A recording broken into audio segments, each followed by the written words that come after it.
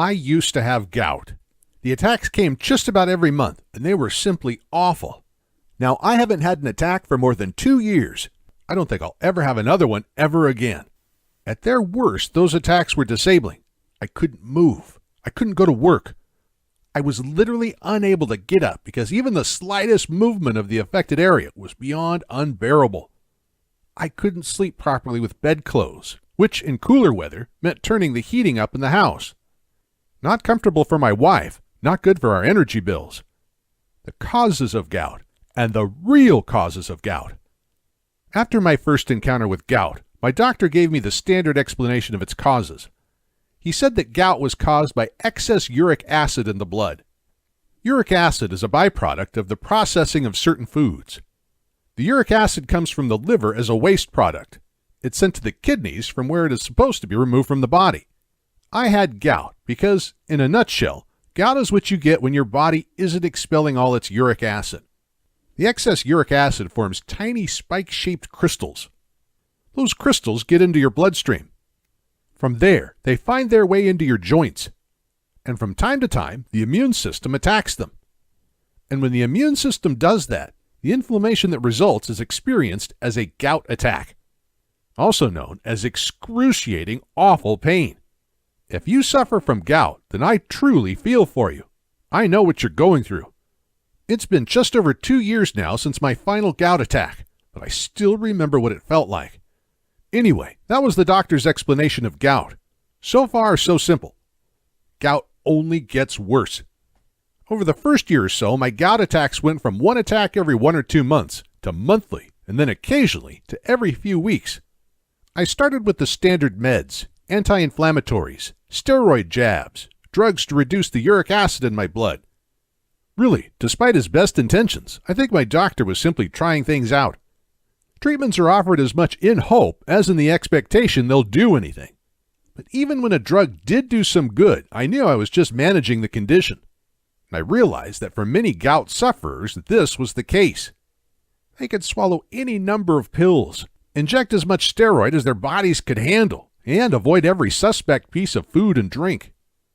The underlying problem, the actual cause of the gout, was still there, creating all sorts of problems for the body to deal with.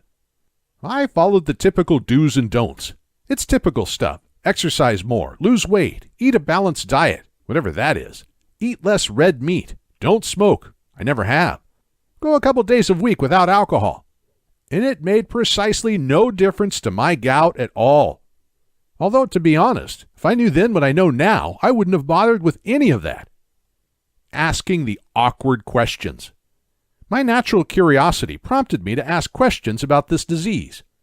If uric acid leads to gout, then why did I suddenly have too much uric acid in my blood? Well, it makes sense that either A, I was suddenly producing too much of it, or B, that my body simply was no longer removing it effectively. And it turns out that the answer is B. In fact, for 90% of gout sufferers, scientists say that it isn't overproduction of uric acid that is the problem. It's the underprocessing of it.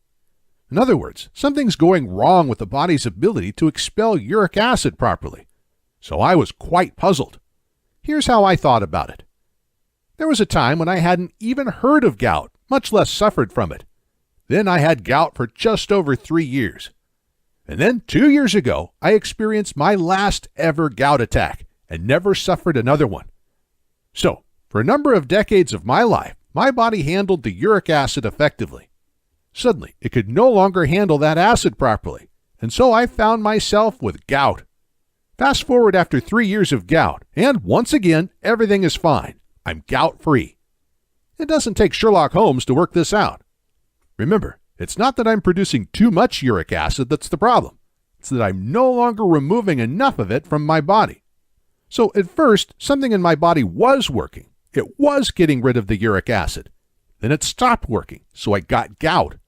Then it started working again. The pain disappeared. There was no more flare-ups, and I was completely healthy once more. But there it is. I had gout because something had stopped working. And it's that something that had stopped working that most of our doctors are failing to address. If we find out what it is that stopped working and then started working again, then we found the key to ending gout forever. what I now know but didn't know then. I haven't had even a whisper of gout now for over 2 years. And this is because, unlike most sufferers, I found a practitioner who tackled my gout from where it started, as opposed to just handling the symptoms.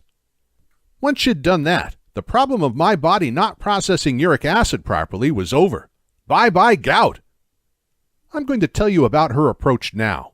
But first, just be sure about this, because if you suffer gout, this probably is your experience too. Once my doctor decided I had gout, he followed a pretty standard pattern of advice, medications, and treatments. Doctors all over America typically focus on 3 different approaches to the gout problem. First, since uric acid is the byproduct of the food we eat, they look at dietary restrictions on food, mostly on red meat and alcohol. The thinking is that if less uric acid is being produced in the first place, there's less for the body to deal with. That sounds a lot more sensible than it actually is. Second, gout patients try drugs that tackle the uric acid that's already made it to the bloodstream. The aim here is to help the body do its job of dissolving this excess. That meets with unpredictable results. But worse, it's dealing with the excess uric acid, not the reason why there's excess uric acid. Finally, other drugs are offered to tackle the pain and inflammation of gout as it arises. Again, this deals with what is happening, but not why it's happening. Still, on the surface, all this is perfectly understandable, but there's a serious problem here. Because for as long as the emphasis is on tackling gout at the point where the disease is already in some way in motion, we're simply not addressing what set it in motion in the first place. We feel like we're doing something useful, but we're tinkering at the edges of the problem, which is why gout can and often does go on for years and years, yet it doesn't have to.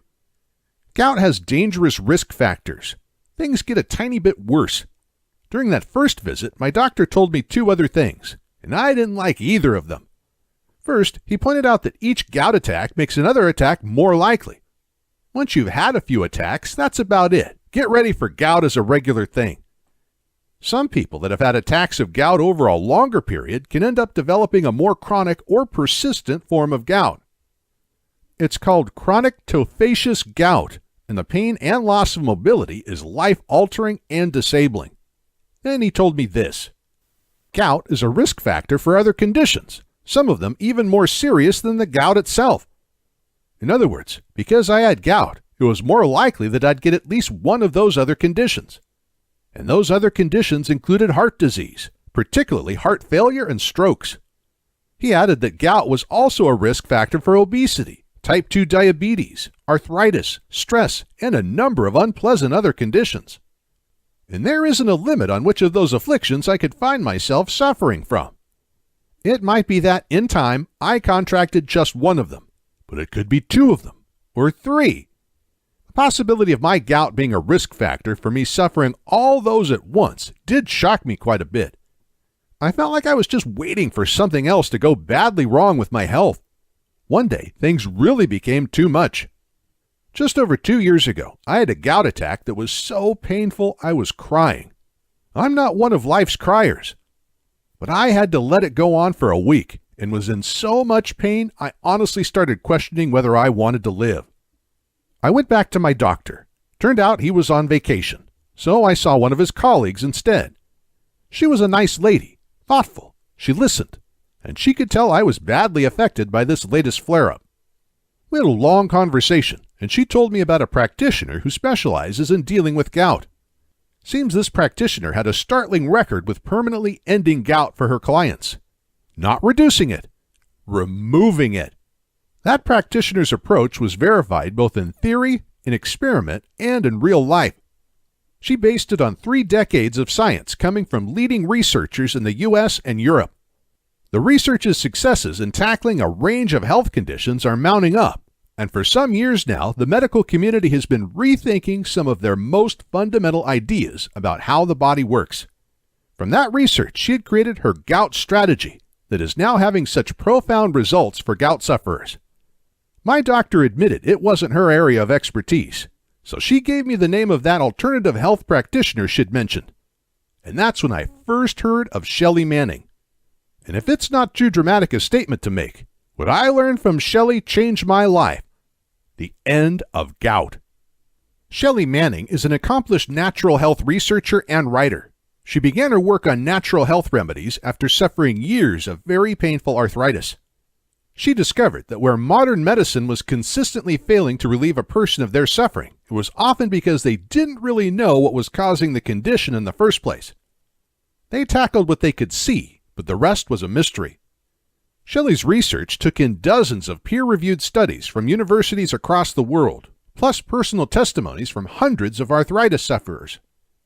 She eventually became completely free of arthritis, which was not only an immense relief to her, but also it drove her to share her discoveries with others so that they too would never suffer such horrible ongoing pain. Both her arthritis and her gout remedies are hugely successful today, and many people have Shelly to thank for their pain-free lives. She laid out some simple gout truths that made perfect sense to me. First, she pointed out that doctors always tell you to eat healthily because, whether you're ill or healthy, it's generally sound advice.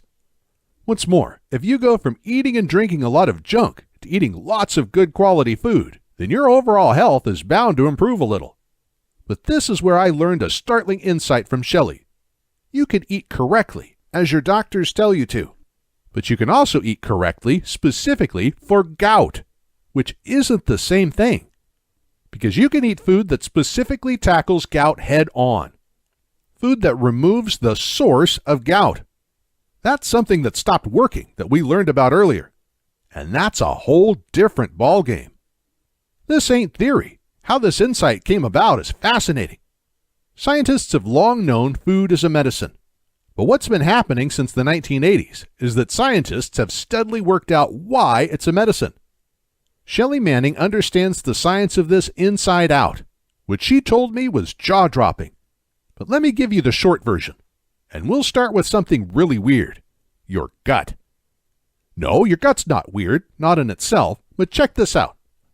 You have, it is estimated, something like 75 trillion bacteria in your gut.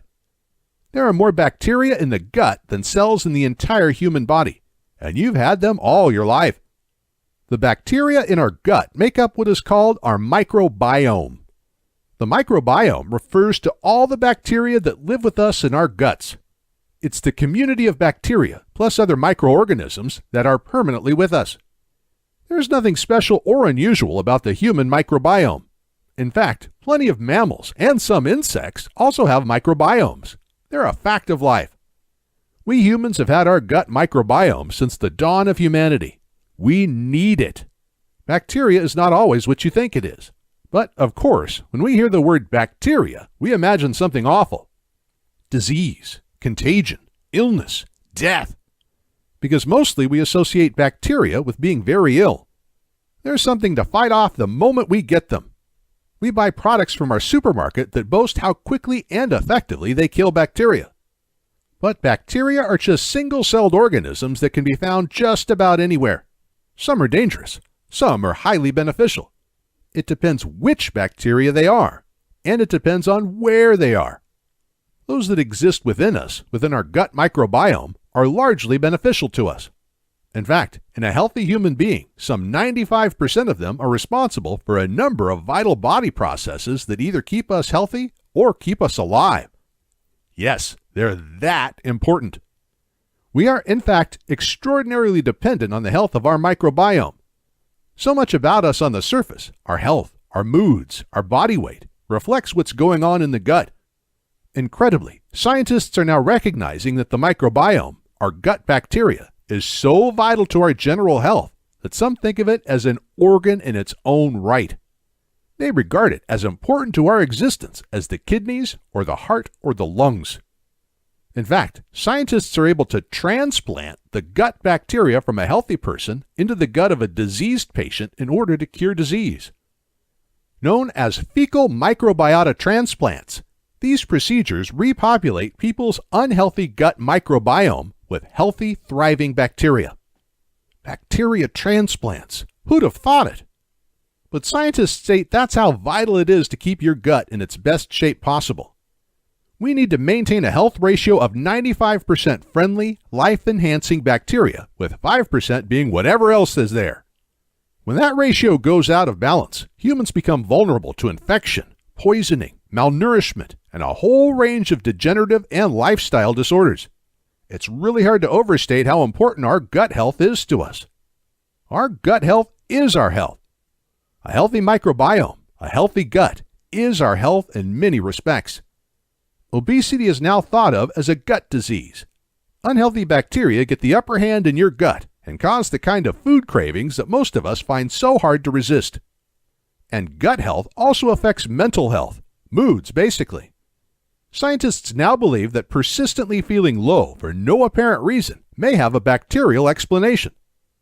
So let's be absolutely clear about this.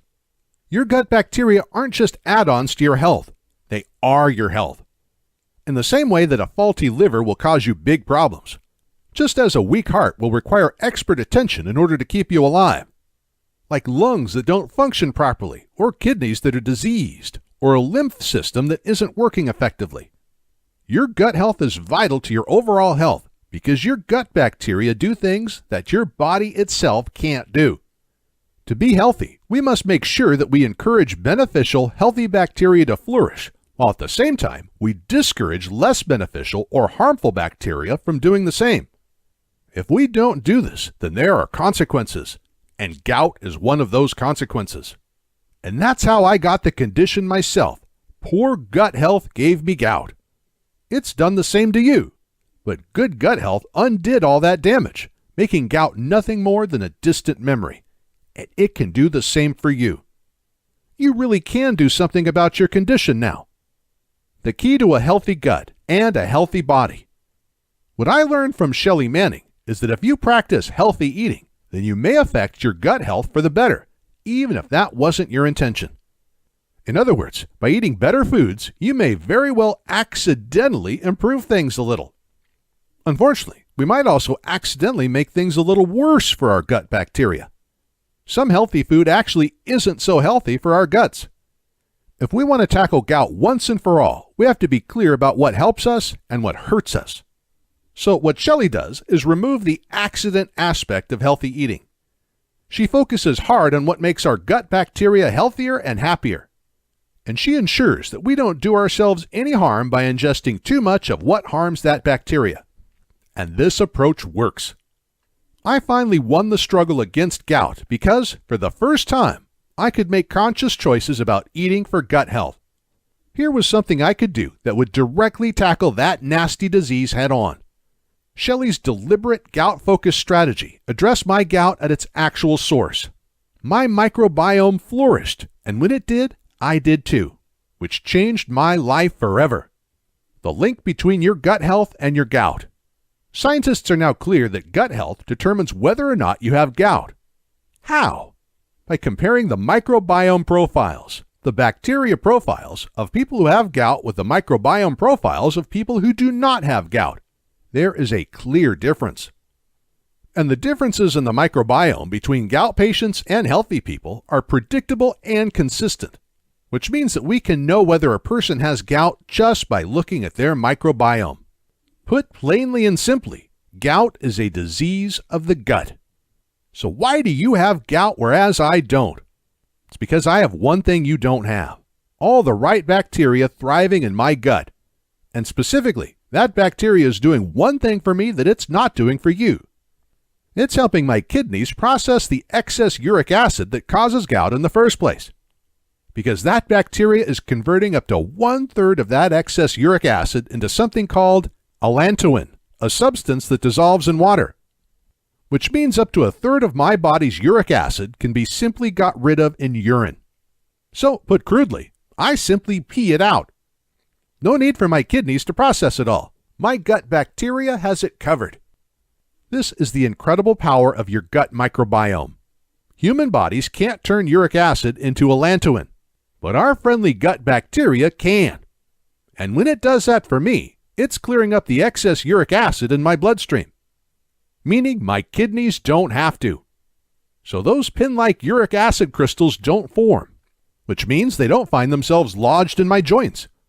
meaning there's nothing for my immune system to attack, so nothing to cause excruciating, disabling pain. My gut will have trillions of bacteria in it whether I want it to or not. So will yours. But I can choose whether that bacteria is the life-enhancing bacteria that keeps me happy, healthy, and alive, or the dangerous disease-giving stuff. I chose the good stuff. So I have plentiful, good, friendly, life-enhancing gut bacteria working for me, doing things for me that the human body simply cannot do for itself. And when I made that choice, my gout didn't stand a chance. Bacteria is a lifesaver. One last thing. You recall that my doctor told me gout was a risk factor for type 2 diabetes, obesity, kidney disease, heart disease, irritable bowel disease, and so on. If you have gout, then it's very likely that you'll go on to develop one or more of the others. The medical profession has known about the link between these diseases for decades. They now know why there's this link. They found that the bacteria profile in a person with one of these diseases is recognizable and predictable. In other words, when doctors examine the person's gut bacteria, they already know what to expect, because that gut profile, that ratio of healthy bacteria to unhealthy bacteria, is the origin of that condition. It's what's causing it. Of course, the bacteria profile for each disease will vary, but once your gut health is going downhill, it can be one-way traffic, and the bad effects spread throughout the microbiome.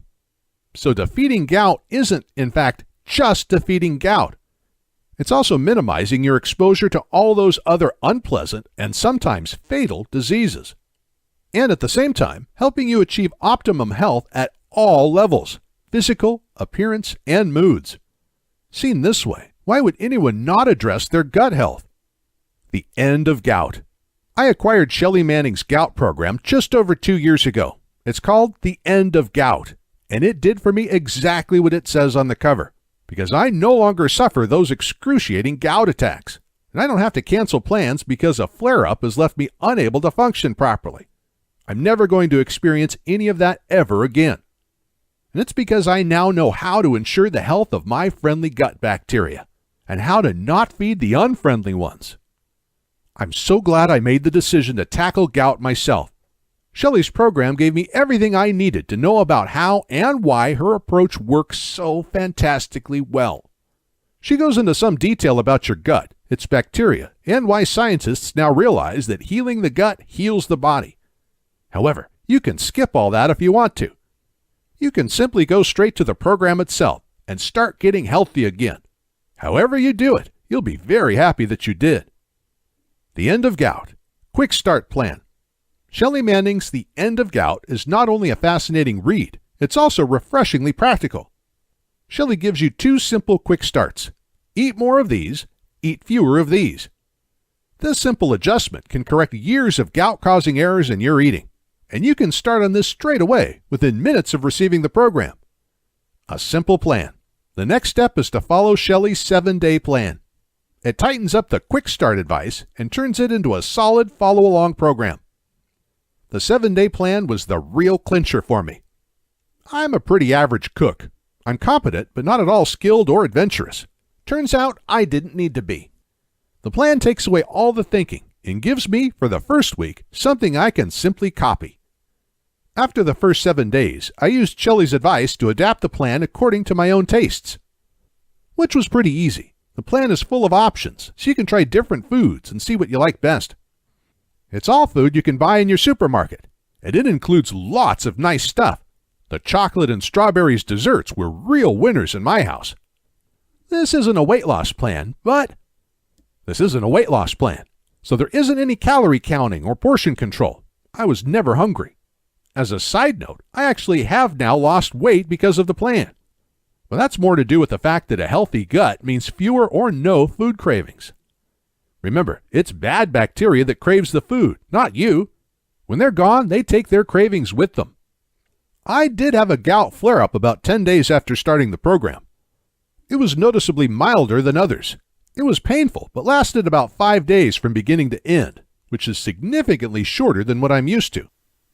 However, what I didn't know at that time was this. That attack was the last one I would ever have. My gout didn't announce that it had thrown in the towel. It just stopped. I had that last attack and never had another one. I am gout-free for life. Now it's your turn. There's now thousands of us who no longer suffer gout because we tackled it at its cause instead of just tinkering with the symptoms. I'm one of them. Remember, I got gout for the same reasons you have it now. An unhealthy gut microbiome meant that bacteria that should have been removing a third of my body's uric acid simply wasn't. That bacteria had diminished to the point that my kidneys were trying to deal with the acid on their own, and they couldn't cope.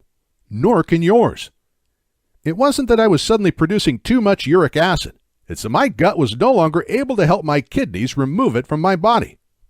By following Shelly Manning's program, I ate myself back to health, and the transformation from gout to no gout almost felt like magic. You can possibly imagine it yourself, what it would be like to simply never have any gout ever again. Take my word for it, it's wonderful. No flare-ups, no pain, no being laid up in bed for days waiting for the pain to subside. No wondering if some future event will be messed up because I'm laid up in agony with another attack. Just as pleasing as that, I've also dramatically reduced my risks of suffering diabetes, kidney failure, heart disease, and some cancers. Shelly's program lays it all out for us. No special knowledge is required. I found it easy. This program is guaranteed. The End of Gout works. The science behind it is solid and accepted the world over. Thousands of people like me, happy ex-sufferers, will confirm that repairing unhealthy bacteria is the way to remedy conditions like gout, conditions that doctors typically struggle with and never really cure. And since there's no doubt that you will enjoy the same results as the rest of us, Shelly offers you a money-back guarantee. If any time within 60 days of you purchasing the End of Gout, your gout isn't completely gone, she'll give you your money back. Simple as that. So you can afford to be good to yourself, and you can start saying goodbye to your gout right now. Click on the link and get your own copy of Shelly Manning's The End of Gout. Buying her program was the single best thing I ever did for my health. You'll agree, and she guarantees it. So don't put this off. Get your copy of the program below. Nothing makes more sense than this. Shelly Manning's program basically handheld me to health. It walked me from A to Z, which, to be honest, is pretty much what I needed it to do. She attacks the problem at its cause. And the cause is well understood. Your bacteria has depleted and isn't helping dispose of excess uric acid. You've lost too much good, healthy bacteria. So repopulate your gut by feeding it properly. It honestly isn't more complicated than this. Sometimes I can't quite believe my gout is gone. But it is. And it won't be back. Would you like the same for yourself? You can have it. Click the link below, and Shelly's The End of Gout will be with you in about 90 seconds. It will only get better if you make it get better. Don't doubt that your gut health is poor. The bacteria environment in a gout sufferer is basically sick. Friendly, life-enhancing bacteria are in retreat. And their place in your gut is being taken by that steadily increasing number of bacteria that will only do harm. Put that way, you perhaps realize that you don't have gout at all. You actually have a diseased gut. Gout is one of a diseased gut's many possible symptoms. In time, type 2 diabetes, obesity, kidney failure, and some cancers are much more likely because of that same diseased gut. Don't do this to yourself. Do what thousands of ex-gout sufferers have done. We took charge of our gout by taking charge of our health. And by doing that, we not only freed ourselves of that deeply unpleasant condition, we also drastically reduced the chances of catching something even worse. We know that if we don't address disease properly, things tend to get steadily worse, which is the last thing we want. Now, then, is the time to act. Click the link button below and get your copy of The End of Gout.